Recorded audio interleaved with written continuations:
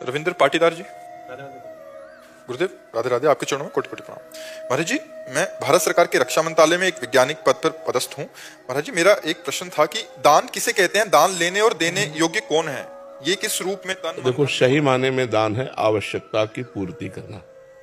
जैसे कोई भूखा आदमी है, उसे भोजन की जरूरत है, अब उसे अन्न दान करो, उसे पवा दो।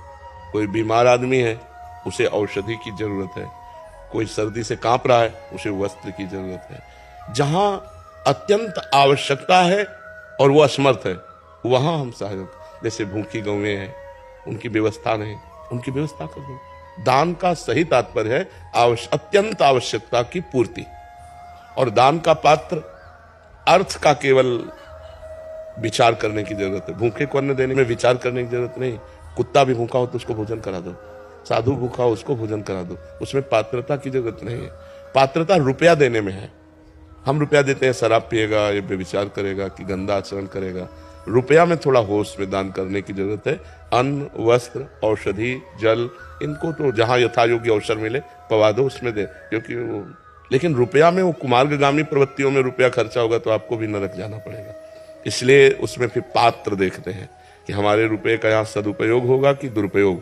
अगर लग रहा है सांगोपांग सदुपयोग होगा तो फिर कर देना चाहिए। जैसे कानपुर की एक बूढ़ी माई धनाढ्य थी, तो नारदानंद सरस्वती जी के पास नैमिषारण्य में गई और 1 रुपया निकाला और सामने रखा, कहा प्रभु मैं गरीब आदमी हूँ, सोचती हूँ कि 1 रुपया संत सेवा में लग जाए तो क्या संत सेवा में लग सकता है। उनका हाँ माई।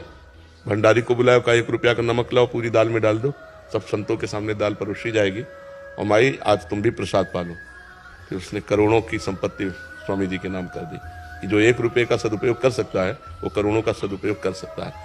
तो रुपया थोड़ा देख समझ के ध्यान देने की बात है। अन्य वस्तुएं अवसर पर, आवश्यकता पर हमें दे देनी चाहिए, उसमें विचार करने की जरूरत नहीं। जब अर्थ देने की बात है, जैसे कोई मांग रहा है आपसे संत वेशधारी, एक तो संत मांगेगा नहीं, जो भगवान का निज जन है वो कभी ऐसे नहीं करेगा। ये हम तुम्हें पक्की बात बता देते हैं। जो कहावे मुआर दासा, करे तुच्छ नरन के आशा, तो कहो कहाँ रहा विश्वासा। भगवान का दास कहलाकर मरण धर्मा शरीरधारियों के सामने हाथ पसारे तो भगवान का दास है क्या? अरे भगवान की दासी हैं लक्ष्मी जी, और लक्ष्मी पति के हम दास हैं कि हमें जो आवश्यकता होगी वो प्रभु देंगे, तुमसे क्या मांगने की जरूरत है।